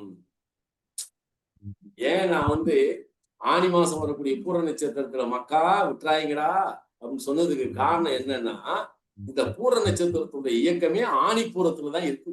வேடிக்கை. அது இன்னைக்கு ஆவணிப்பூரத்துல வந்து நிக்கிது. அப்ப ஆவணி மாசம் பூர நட்சத்திரத்துல சூரியன் சஞ்சாரம் செய்யும் போது, சூரியன் சஞ்சாரம் செய்யும் போது ஒண்ணு இல்ல, நீங்க நல்லா கவனிங்க. மக நட்சத்திரத்துல பிதர்களுக்குடைய வழிபாடு பண்ணிடுறோம், பிதர்களுக்கு சாந்தி பண்ணிடுறோம். பூர நட்சத்திரத்துல சூரியன் சஞ்சாரம் செய்யும் போது இந்த ஆவணி மாசத்துக்கே, இந்த இந்த ஆவணி மாசத்துக்கு முழுமையாக யோகத்தை நன்மையை வழங்கக்கூடிய நட்சத்திரம் அப்படின்னு எது எடுத்துக்கிட்டீங்கன்னா அது மிருகசீரிடம், சித்திரை, அவிட்டம்ன்ற அந்த 3 நட்சத்திரம். இன்னொன்னு புனர்பூசம், விசாகம், புரட்டாதி, இந்த 3 நட்சத்திரம். இதுல எக்ஸ்பெஷலா இந்த ஆவணி மாதத்தினுடைய அதிபதியாகிய சூரியனுடைய நட்சத்திரம் இருக்கு பாத்தீங்களா, கார்த்திகை, உத்திரம், உத்திராடம், இந்த 3 நட்சத்திரம். இப்ப இத பாருங்க, செவ்வாயினுடைய நட்சத்திரம், குருவோட நட்சத்திரம், சூரியனுடைய நட்சத்திரம், இந்த 3 நட்சத்திரத்தை நாம எடுத்துக்கணும் இந்த மாசம். அதுல கார்த்திகை, உத்திரம், உத்திராடம்ன்றத முதன்மையா எடுக்கிறோம். இப்ப ஆவணி மாதம் பிறந்த உடனேயே நமக்கு உள்ள வரக்கூடிய கார்த்திகை வருதா, உத்திரம் வருதா, உத்திராடம் வருதா அப்படின்றத நீங்க பார்க்கணும். அன்னைக்கு என்ன செய்யணும், வீட்டுல இருக்கக்கூடிய அந்த ஜுவல்ஸ் இருக்கு இல்லையா, நகை நெட்டை எடுத்து வச்சு அம்பாளுக்கு முன்னாடி, அதாவது ஒரு சாமி படத்துக்கு முன்னாடி வச்சு, அதுக்கு அதுல என்ன செய்யணும்னா, அந்த அந்த இதுல நம்ம கண்டதேடியெல்லாம் போட்டக்கூடாது. இன்னைக்கு இருக்கக்கூடிய மஞ்சப்பொடியை போட்டீங்கன்னா மஞ்சப்பொடி கெமிக்கல், குங்குமத்தை போட்டீங்கன்னா கெமிக்கல், அதெல்லாம் போட்டக்கூடாது. ஏன்னா அந்த ஜெம்ஸை பூரா தண்ணியில முக்கி எடுத்து வச்சிடணும். சரியா? சந்தனத்தெல்லாம் தெளிச்சுறாங்க. சந்தனம் பூராமே ஒரிஜினல் சந்தனம் கிடையாது. தங்கத்தையே மக்க வைக்கக்கூடிய சக்தி வந்து சந்தனத்துக்கு உண்டு. ஏன்னா அதனால அதெல்லாம் தெளிச்சிடக்கூடாது. ஏன்னா ஒரு ஒரு துளி ஹோமியம் இருக்கு இல்லையா, ஹோமியம் பஞ்சகவியம் அப்படின்னு நம்ம எடுத்துக்கலாம். பஞ்சகவியத்தை எடுத்து அப்படியே ஒரு டிராப் அதுல மேல விடணும். அதுக்கடுத்து ஒரு டிராப் அந்த மில்க் பாலை விடணும். இது 2 தான் செய்யணும், வேற எதுவுமே அதுக்கு செய்யக்கூடாது. அப்படியே அதுக்கு ஒரு தீபாராதனை காட்டணும். இந்த இந்த ஆபரணத்தை கொண்டு வற்றாத ஜீவநதியாய் எனக்கு எப்போதும் செல்வ செழிப்பை கொடுக்க வேண்டும் தாயே அப்படின்னு சொல்லி அன்னைக்கு உத்திர நட்சத்திரத்தை, அதாவது உத்திரமோ கார்த்திகையோ உத்திராடமோ எதுல வேணா எடுத்துக்கலாம். அதுல அன்னைக்கு அது ஞாயிற்றுக்கிழமை அப்படி உத்திர நட்சத்திரம் வருது, ஓகே. அல்லது வெள்ளிக்கிழமை உத்திர நட்சத்திரம் வருது, ஓகே. அல்லது வியாழக்கிழமை உத்திராட நட்சத்திரம் வருது, ஓகே. இந்த மாதிரியான நிலையில அதை நீங்க வணங்கி அதை அப்படியே எடுத்து உள்ள வச்சுக்கலாம். ஒண்ணு. இன்னும் ஒண்ணு, இது எப்பா என்கிட்ட ஜுவல்ஸ் எல்லாம் இல்லப்பா, எல்லாம் பேங்க் போயிருச்சு, நான் வந்து என்னத்தா போய் நான் வந்து இதை பார்த்தேன் செஞ்சேன் அப்படின்னா ஒண்ணும் கிடையாது. உங்களுக்கு பிடித்தமான இந்த கார்த்திகை உத்திரம் உத்திராடத்துல சின்னதா, நீங்க ஒரு பட்டு சேலை எடுக்கணும்னா எடுக்கலாம், அதுக்கு 5000 போட்டு செலவழிக்கணும் அவசியம் இல்லை. இன்னைக்கு இருக்கக்கூடிய பட்டு 500 ரூபாய்க்கும் 1000 ரூபாய்க்கும் பட்டு இருக்கு. புதுசா ஒரு பட்டு வாங்கணும். அதுல அந்த பட்டு சேலை எடுத்தீங்கன்னா அதுல பட்டு அந்த அந்த ஏத்தது மேல பிளவுஸும் வைக்கணும், நல்லா தெரிஞ்சுக்கணும். ஏன்னா சுமங்கலி தான் அது. ஏன்னா சேலையை மட்டும் தனியா வைக்கக்கூடாது, பட்டு சேலை அதுக்கு மேல அந்த பிளவுஸ் வச்சுக்கணும். அதுல மஞ்சக்கிழங்கு, அதுல வெத்தலை பாக்கும் மஞ்சக்கிழங்கும் அதுல எப்பயுமே இருக்கும். ஆக்சுவலா நீங்க எப்பயுமே சாமி கும்பிட்டு போனீங்கன்னு வைங்களேன், எடுத்துக்கோங்க அருங்குள்ளு, வில்வம், துளசி, மஞ்சக்கிழங்கு, வெத்தலை பாக்கு, இந்த 5ஐயும் அதுல வைக்கணும். எப்பயுமே நீங்க அருங்குள்ளு, வில்வம், துளசி, மஞ்சக்கிழங்கு, வெத்தலை பாக்கு, இதுக்கு சப்போர்ட்டா நீங்க எலுமிச்சம்பழமும் அதுல வச்சுக்கலாம். சரியா? ஆனா அதை எடுத்து நம்ம உள்ள பத்திரம் போகும்போது எலுமிச்சம்பழத்தை எடுத்துட்டு மற்றதை கூட்டி தான் உள்ள வைக்கணும். பூஜை ரூம்ல, நம்ம அலமாரில அல்லது நம்ம பீரோல அதை எடுத்து வைக்கணும். சாமி கும்பிட்டு ஒரு பட்டு சேலை, சரி எப்பா பட்டு எடுக்கிற வசதியில நான் இல்லப்பா அப்படின்னா, அதாவது வெள்ளையில ஒரு பட்டு, இந்த நவக்கிரகத்துக்கு சுத்துற துணி இருக்கு இல்லையா, வெண்பட்டு, அதை கூட எடுத்து வச்சுக்கணும், தப்பே கிடையாது. நமக்கு தேவை பட்டு தான். நீ வந்து பட்டுன்னு தானே சொன்ன, அதுல இந்த இந்த நெர்லின் மாதிரி டெர்லின் மாதிரி ஒரு துணி இருக்கு, அதை எடுத்து வைக்கலாமான்னு இல்லை. நீங்க நவக்கிரகத்துக்கு சுத்துறதுல சுக்கிரனுக்கும் சந்திரனுக்கும் வெள்ளைப்பட்டு வச்சிருப்பாங்க. அந்த துணியை மட்டும் வாங்கி கூட வச்சு அதுல வந்து வில்வம், துளசி, அருகம்புல்லு, வெத்தலை பாக்கு, மஞ்சக்கிழங்கு இதை வச்சு நீங்க அழகா ஜெபம் பண்ணணும். உங்க மனசுல இருக்கக்கூடிய அத்தனை ஆசைகளையும் அதுல கொட்டணும். இங்க பாருங்க, நான் என்ன சொல்றேன், ஆசைகளை அதுல கொட்டணும். உங்களுக்கு தேவைகளை பூரா அதுல வந்து சங்கல்பம் பண்ணணும்.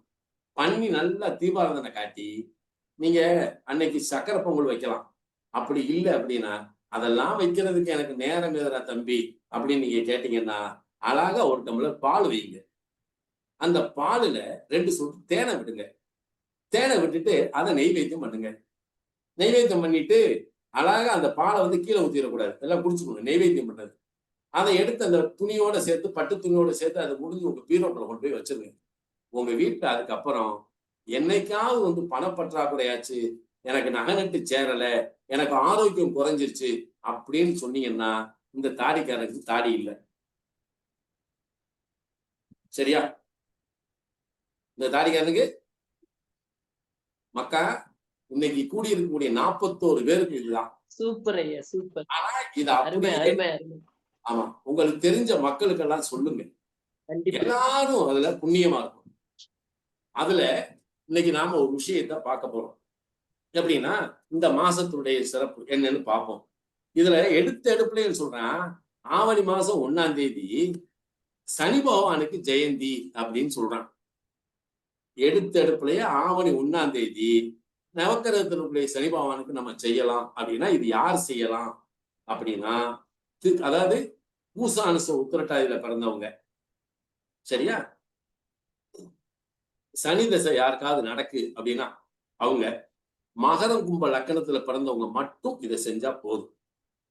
நவக்கிரகத்துல இருக்கக்கூடிய சனி பகவானுக்கு போய், இப்ப எல்லாம் கரும்பு ஓலை மலர் எல்லாம் கிடைக்காது என்ன, அதுல உங்களுக்கு எங்கேயாவது தெரிஞ்சிச்சுன்னா வன்னி இலை இருக்கு இல்லையா, அந்த வன்னி இலைய மாலையா கட்டி சனி பகவானுக்கு அன்னைக்கு போடணும். போட்டு அவருக்கு என்ன செய்யணும் தெரியுமா, நீங்க ஒரு விஷயம், எள்ளு இருக்கு இல்லையா, எள்ளு கருப்பட்டி இடிக்கணும். ஆவணி 1ஆம் தேதி எல்லாம் செய்ய வேண்டியதில்லை. இங்க பாருங்க, நான் சொன்னது என்ன, பூச நட்சத்திரத்தாயில பிறந்தவங்க, சனி திசை நடக்கிறவங்க, மகரம் கும்பம் லக்கணத்துல பிறந்தவங்க மட்டும் செஞ்சா போதும். நீங்க மத்ததெல்லாம் யாரும் இதை போய் செஞ்சுக்கிட வேண்டாம். அதுல கருப்பட்டியும் எள்ளும் கொஞ்சம் ஒரு ஒரு ஒரு ஒரு ஒரு டம்ளர் எள்ளு அப்படி ஒரு கருப்பட்டியை போட்டு இடிச்சு அதை எடுத்து, நம்ம சின்ன மண் அகல் வச்சுப்போம் இல்லையா, அகல், அந்த அகல் கொஞ்சம் பெருசா எடுத்துக்கணும். அந்த அகல்ல அதை உள்ள வச்சு தட்டி அதுல 9 திரி போடணும். 9 திரி போட்டு அந்த திரிக்கு மேல கொஞ்சம் நெய்யை விட்டு எடுத்து சனி பகவானுக்கு முன்னாடி தீபத்தை ஏற்றி விட்டீர்கள் என்றால் என்ன, கேட்கவே வேண்டாம், அற்புத சக்தி உங்களுக்கு கிடைக்கும். இதான் வந்து பெரிய ஒரு விஷயம். அற்புதமான நிலை இதுல இருக்கு. சரியா? அதை செஞ்சுக்கணும். இதுக்கு அடுத்து இப்ப நாம இதுல முக்கியமானது ஏன்னா, எல்லா ஜெயந்தியுமே ஆவணி மாசம் தான் வருது. நல்லா கவனிங்க, நான் ஆவணி மாசம் மூர்த்த வைக்கிறது ஏன் சிறப்புன்னு சொல்றதுக்கு காரணம் இருக்கு. இதுல ஆவணி மாசம் 9ஆம் தேதி அந்த கயித்துல அப்படியே சும்மா தொங்கிட்டு இருக்குங்க வெள்ளை கலர். கீதாமா மியூட்ல போடுங்க. மியூட் போடுங்க. கீதாமா மியூட்ல போட்டுருங்களேன்.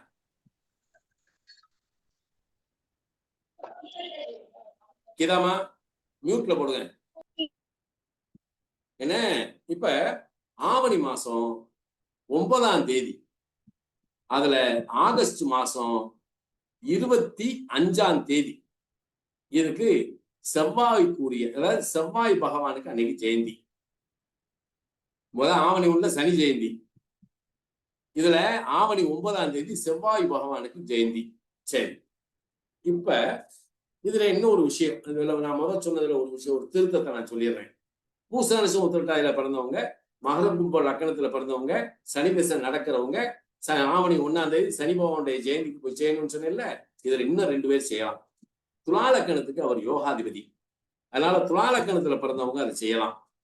ரிஷப லக்கணத்துக்கு தர்ம கர்மாதிபதி ஆகையால் என்ன செய்யலாம், அவங்களும் இதை செய்யலாம். சார் கன்னியா லக்கணத்துக்கு யோகாதிபதி தானே, செய்யுங்க. வேண்டாங்களே என்ன, ஆமா சார் மிதுன லக்கணத்துக்கு அட்டமா பாக்கியாதிபதி தான் சார், செய்யலாமா, செய்யுங்க, தவறு கிடையாது. ஆனா இதை செய்யலாம், முடிஞ்சவங்க செய்யுங்க. எள்ளும் கருப்பட்டியும் இடிச்சு விளக்கு போடணும், சரிங்களா? சரி, இது சரியா போச்சு. இந்த செவ்வாய் ஜெயந்தி அப்படின்னு கொடுக்கக்கூடிய நாள் அன்னைக்கு என்ன செய்யணும், மிருகசிரம் சித்திர அவிட்ட நட்சத்திரத்துல பிறந்தவங்க, கடகலக்கணத்துல பிறந்தவங்க, ஏன்னா கடகலக்கணத்துக்கு செவ்வாய் யோகாதிபதி, கடகலக்கணத்துல பிறந்தவங்க, சிம்ம லக்கணத்துக்கு அவர் சுக பாக்கியாதிபதி, ஆகையால் சிம்ம லக்கணத்தில் பிறந்தவர்கள், இல்லாட்டி ஆடி மாசம் பிறந்தவங்க அல்லது ஆவணி மாசம் பிறந்தவங்க, இவங்களும் போய் செய்யலாம்.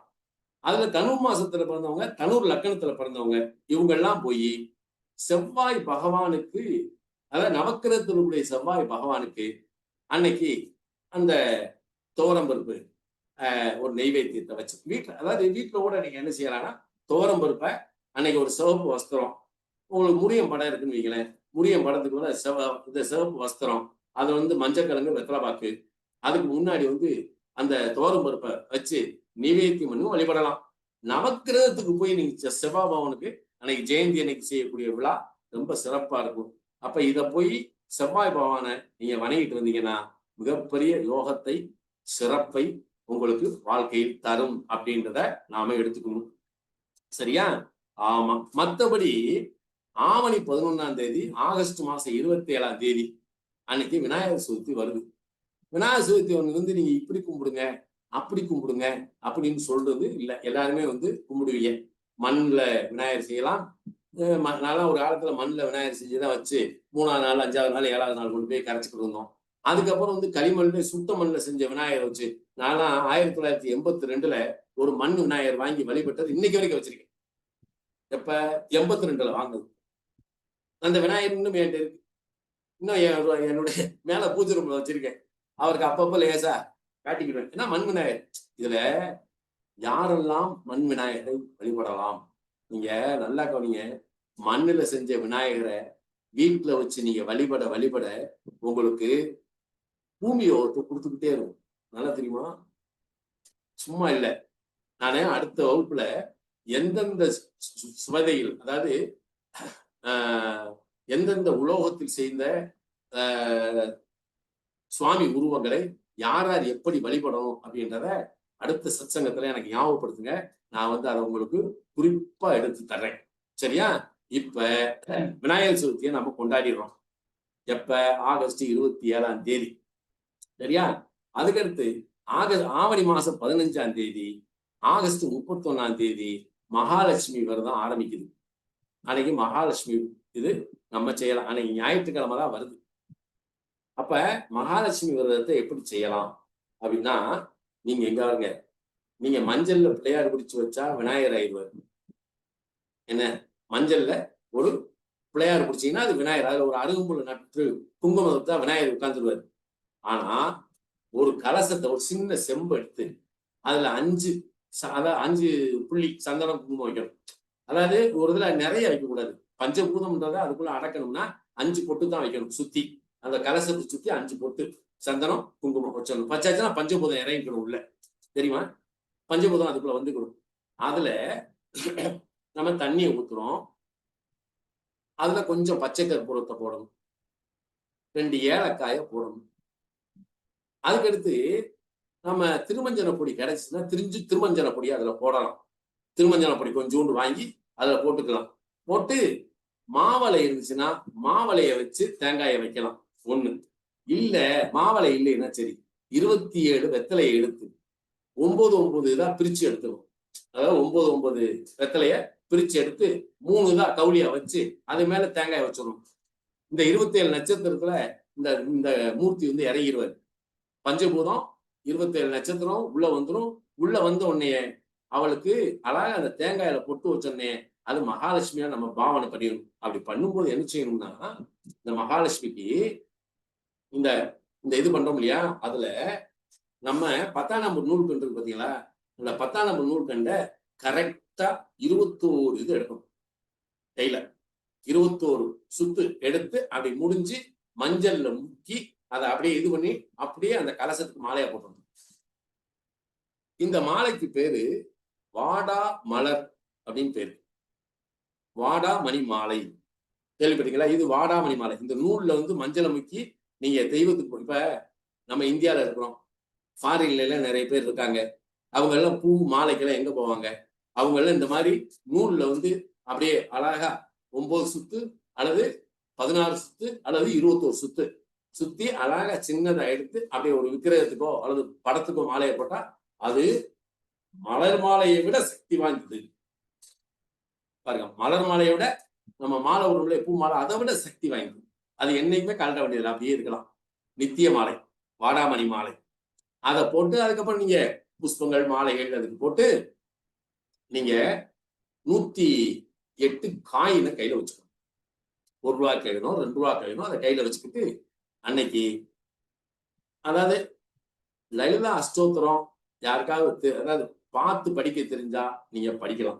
லலிதா அஷ்டோத்திரத்தை அன்னைக்கு நினைச்சு அந்த மகாலட்சுமி விரதத்தை அன்னைக்கு அழகா கனகதாரா ஸ்தோத்திரம் பண்ணும், மகாலட்சுமி அஷ்டோத்திரம் பாடலாம், மகாலட்சுமியுடைய மூல மந்திரம் பீஜாஸ் அதையும் செய்யலாம். அல்லது அதோட சேர்த்து லலிதா அஷ்டோத்திரத்தை 108 தடவை அப்படியே எடுத்து அந்த இதுகிட்ட அப்படியே அந்த புஷ்பத்துக்கு பதிலாக அந்த காயினை வச்சு பூஜை பண்ணி என்ன பண்ணிட்டீங்கன்னா மகாலட்சுமி உங்க வீட்டுக்குள் வாசம் செய்வாள். என்ன வாசம் அற்புதமா செய்வாள். இதெல்லாம் நம்ம வாழ்க்கைக்கு உதவக்கூடிய ஒரு பெரிய விஷயம். அதை விட அற்புதமான நாள் ஆவணி மாதம் உத்திராட நட்சத்திரம்.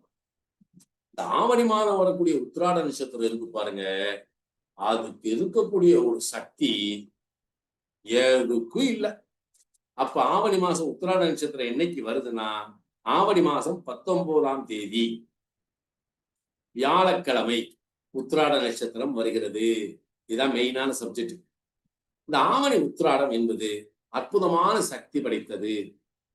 ஆவணி உத்திராடத்தன்னைக்கு தான் நாங்க எங்க வள்ளலாட்டு பீடத்திலிருந்து செண்பகாதேவி மலைக்கு மேலே ஏறி செண்பகாதேவிக்கு முன்பாக அந்த நவக்கிரக தீபத்தை போட்டு அகவல் பாடி அன்னம் பரிமாறி இரவெல்லாம் நாங்க என்ன செய்வோம், சத்சங்கத்தை பண்ணி மறுநாள் காலையில அங்கிருந்து இறங்கி அந்த இரவு முழுக்க அங்க இருந்துட்டு மறுநாள் காலையில வந்து இறங்கி குற்றாலநாதனுடைய கோயிலுக்கு போய் உள்ள போன உடனே அந்த குற்றாலநாதையும் குரல்வாய்மொழி அம்மையும் வணங்கி அப்படியே சுத்தி வந்தோம் அப்படின்னா அங்க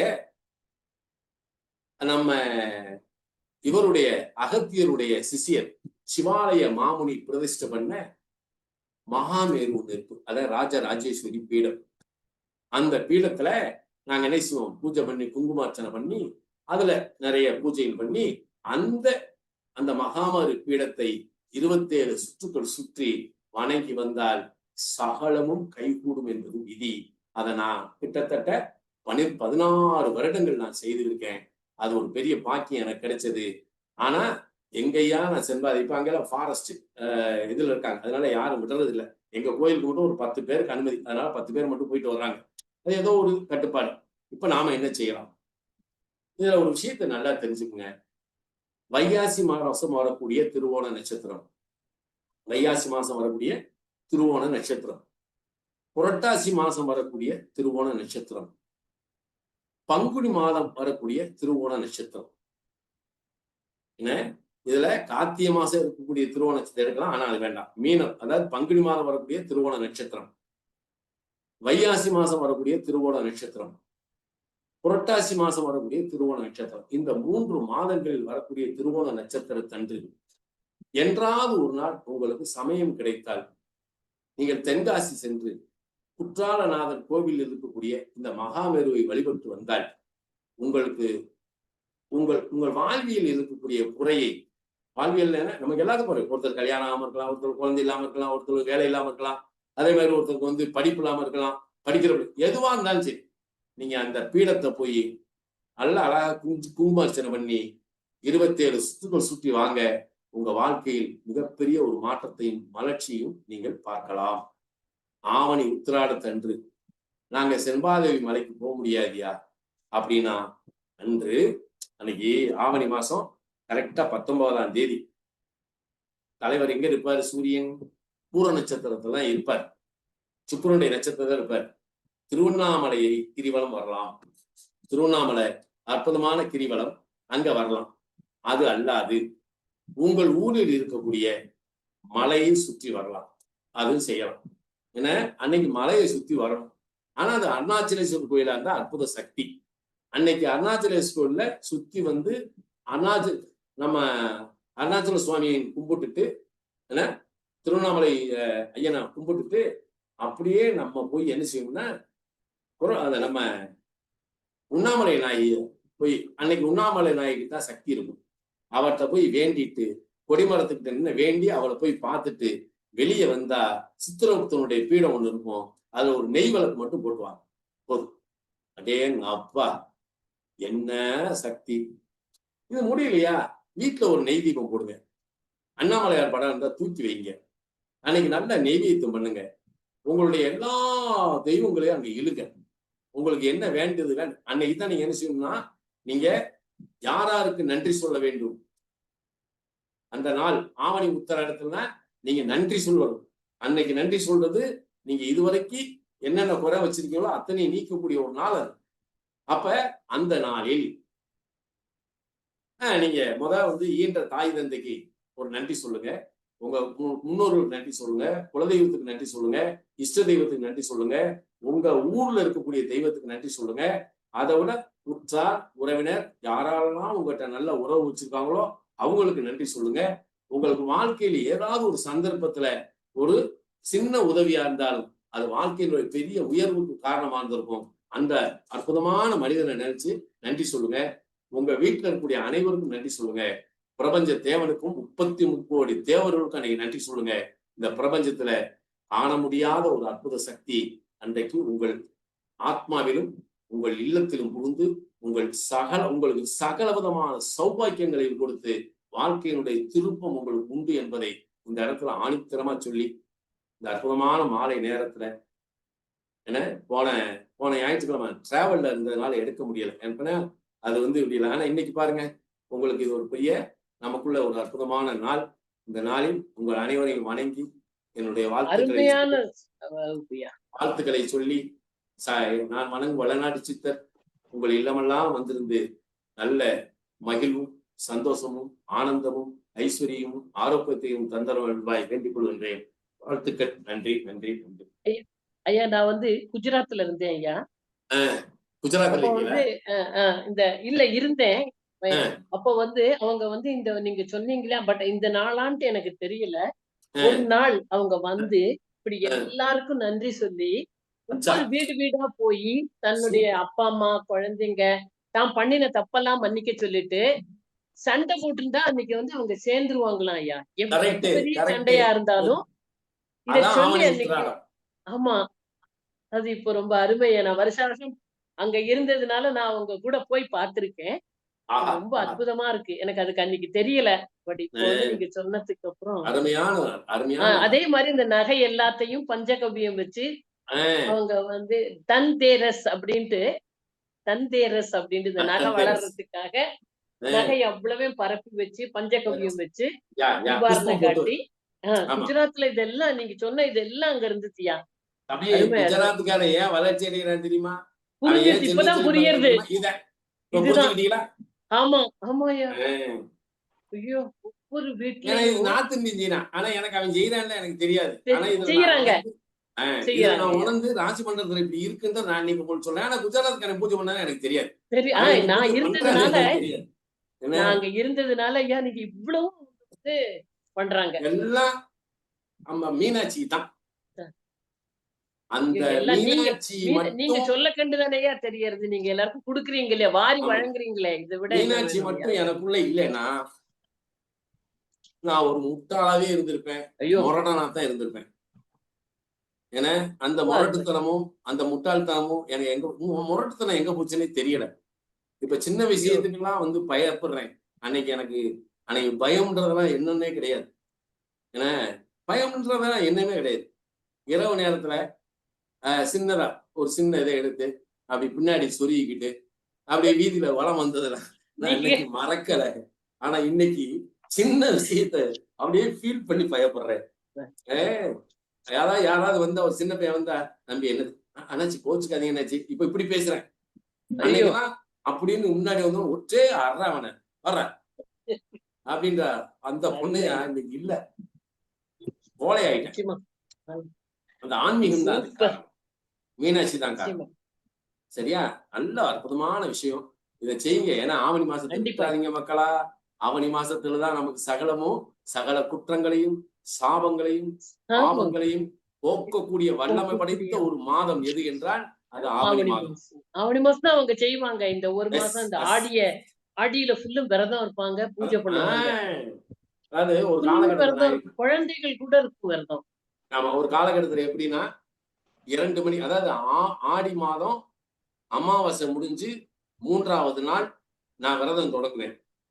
அந்த விரதத்தப்ப எப்படின்னா 2 மணிக்கு எழுந்து 3 மணிக்கு நட்சத்திர ஜோதி போட்டு அந்த 3 மணிக்கு அகவல் பாடி அதை 6 மணிக்குள்ள சூரிய உதயத்துக்குள்ள பூஜையை முடிச்சுட்டு அந்த கிரியை எங்க திருப்பரங்குன்றம் மலைய கிரியை வந்து ஒருவேளை உணவில் 60 நாட்கள் விரதம் இருந்து செய்யக்கூடிய மிகப்பெரிய ஒரு ஜோதிய ஏத்துனவன்.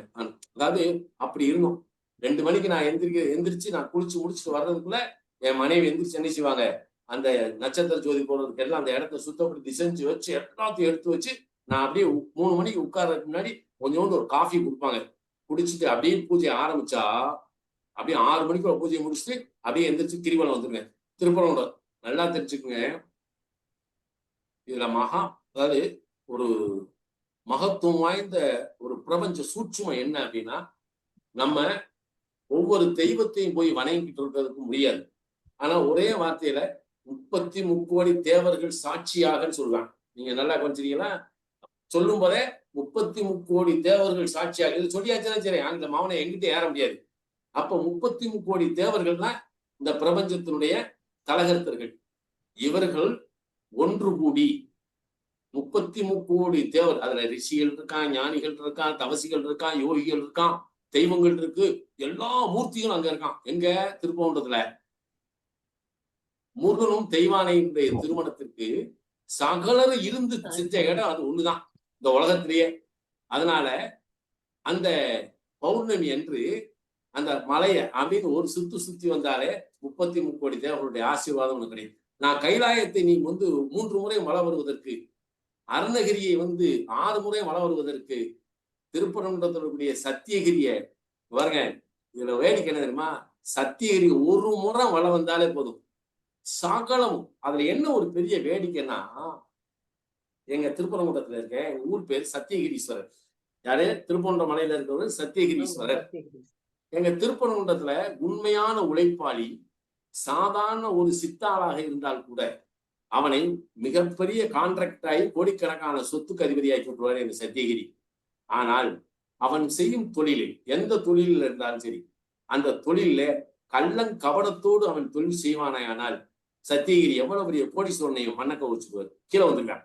இதே எங்க சத்தியகிரியோட இது மகிமை வாய்ந்த ஒரு ஸ்தலம். இது நான் நிறைய பேர்த்த பார்த்துருக்கேன் எங்க திருப்பரங்குன்றத்துல எங்க ஊர். அதனால இந்த மலையை வரும்போது பாத்தீங்கன்னா அதுல உண்மையானவனாக, ஒழுக்கம் உள்ளவனாக, நேர்மையாளனாக, இறையை நேசிக்கக்கூடியவனாக, இரக்கம் உள்ளவனாக, ஈகை உள்ளவனாக, உயிர்களை நேசிக்கக்கூடிய பண்புள்ளவனாக, தான் செய்யும் கர்மாவிலே தர்மம் மாறாது நடக்கக்கூடிய ஒரு உத்தமன் இந்த மலையை சுற்றி வரும்போது அவன் எல்லையில்லா ஆனந்தத்தையும் ஆரோக்கியத்தையும் ஐஸ்வர்யத்தையும் உயர்வையும் அடைக்கிறத கண்ணால பார்க்கலாம். அதான் அங்க இருக்கிறது ஒரு பெரிய வேடிக்கை. எங்க சத்தியகிரி சாதாரண இல்லை. இல்லாட்டி என்னையெல்லாம் எப்படி எல்லாம் கொண்டு வந்திருக்க முடியாது. எங்க சத்தியகிரி நினைச்சிருந்தா என்னை என்னைக்கும் என்ன பண்ணியிருப்பான். இன்னைக்கு அந்த சத்தியம் என்ற வார்த்தையை நான் மாறாம நடந்தேன். அதான் எனக்கு அவர் தான். நான் அவர்கிட்ட வேண்டதே அதான் என்ன. ஆனா என்னைக்குமே பாருங்க, நீங்க இதுல வந்து நான் அந்த ஒரு இதை சொல்றேன். அப்பா நான் வேண்டுதல் கேட்டல் புரிதல் வேண்டும், ஆறுயிர்களுக்கெல்லாம் நான் அன்பு செயல் வேண்டும் என்ன, எப்பாலும் எப்பொழுதும். அதாவது அந்த பாட்டை வந்து நான் வந்து உங்களுக்கு இதுல போடுறேன், சரியா? அதை வந்து நீங்க டெய்லி பாடுங்க. உங்களுடைய சகல குற்றங்களும் அதுல நீக்கிடும். அதை வந்து உங்களுக்கு நான் இதுல அந்த ஆன்மீக சத்சங்கத்துல பதிவு பண்றேன். அதை எடுத்து நீங்க ஒவ்வொரு நாளும் காலையில இதை சொல்லிட்டு போங்க. உங்களுக்கு சகலமும் சித்திக்கும். நல்லா இருக்கும். சரியா நண்பர்களே? நன்றி நன்றி. ஐயா, நன்றி ஐயா. வாழ்த்துக்கள், வாழ்த்துக்கள். நன்றி. வணக்கம், நன்றி. வணக்கம், வணக்கம். நன்றிங்க. இந்த சத்சங்கம் எப்படி இருந்துச்சு? நன்றிங்க. நீங்க நம்ம ஆமா சத்சங்கம் முடிஞ்சவங்க ஓடி போயிடக்கூடாது. சத்சங்கம் எப்படி இருந்துச்சுன்னு சொல்லி உங்களுடைய கண்டென்ட் அந்த உங்களுடைய இதை அதுல பதிவு பண்ணுங்க. என்னென்ன உங்க இதுல இருக்கு, அதே மாதிரி என்னென்ன மாதிரியான அருமை ஐயா. கேள்விகள் இருந்தா நன்றிங்க. அதுல பதிவு நம்ம மெசேஜ் பண்ண ஐயா, முடியலைங்க நன்றிங்க ஐயா. ஒன்லி அட்மிட்மெண்ட் தான் பண்ண முடியும். பண்ணுங்க. அருமையா இருந்ததுங்கய்யா. நல்லது சாமி, நல்லது ஒரு சாமி. doubt. ரொம்ப அருமை எமதீபம் ஐயா. சொன்னீங்க ஐயா, அது எப்படி போடணும்? Thank you, thank you. ரொம்ப நன்றிங்க. ஐயா எமதீபம் என்னங்கம்மா? எமதீபம் எப்படி போடுறது? மகாபரணி அன்னைக்கு சொன்னீங்க இல்லையா? ஆமா, நல்லெண்ணெய் வச்சு பயிலூருக்கு போடுங்க. ஒரே தீபம் போட்டா போதுமா ஐயா? அந்த ஒரு தீபம் போடுங்க. மிளகெல்லாம் பொடிக்க வேண்டாம். அதாவது மிளகு. 7 தீபம் போடுறது அப்படின்னு ஒண்ணு இருக்கு. அது வேண்டாம். நீங்க மகாதீபத்துல 9 தீபம் போடலாம். ரொம்ப விசேஷம். 7 தீபம் போடலாம். யாரு அதுக்கு பாரு? இல்லாட்டி 2 தீபம் போடலாம். போட்டுக்கலாம். 8 தீபம் போடுங்க. போதும். சார் ஒரு டவுட்டு. யாருக்கு? சார் என் நேம் யாருக்கு கீதா. டவுட்டு. முகத்தை காட்டுங்கம்மா. முகத்தை காட்டாம நீங்க டவுட்னா எடுக்கவே முடியாது. சார் இது வீடியோ போயிடுச்சு சார். கேமரா ஒர்க் ஆக மாட்டேங்குது. சரி, சொல்லுங்க. இது விநாயகர் வழிபாடு சொல்லியிருந்தீங்களா சார்? அதுல பெண்களுக்கு கேப் வந்தா கண்டினியூவா பண்ண முடியாது இல்லைங்களா? எப்படி எப்படி எப்படி? விநாயகர் வழிபாடு சொல்லியிருந்தீங்க இல்லையா? ஆமா. அது இப்ப செவ்வாய், தேர்ஸ்டே, சண்டே சொல்லியிருந்தீங்களா? இப்ப கேப் வரும் இல்லையா? பர் மந்த்துக்கு கேப் வரும் இல்லையா பெண்களுக்கு? எனக்கு ஒண்ணும் புரியலையே. ஐயா ஐயா அவங்க தூரம் ஆயிட்டா இந்த இது போட முடியாது கோவில்ல இல்லையான்னு இருக்கேனே, ஆமா, ஆமா. கூப்பிடுறேன். நீங்க அதாவது அந்த பீரியட் இதாயிடுச்சுன்னா தானே. இன்னும் கோவில்ல இருக்கேன். Right right right. இங்க இருங்க. அதுக்கு நீங்க இது பண்ண வேண்டாம். அன்னைக்கு நீங்க அந்த பூஜைக்குள்ள நுழையத்தான் கூடாது. வீட்டுல யாரா இருந்தா நீங்க தனி அறையில இருந்துலாம் பூஜை இங்க இருங்க. தான் வீட்டுக்குள்ள அது தீட்டு கிடையாதுதான். ஆனா அந்த தீட்டுக்குள்ள பூஜைக்குள்ள வரக்கூடாதுதான். நீங்க தனியா இருந்துங்க. வீட்டுல யாரா இருந்தா வழிபாடு பண்ண சொல்லுங்க. அது முடிச்சுட்டு 5வது நாள் நீங்க வீட்டுல வச்சு பூஜை பண்ணிக்கலாம்.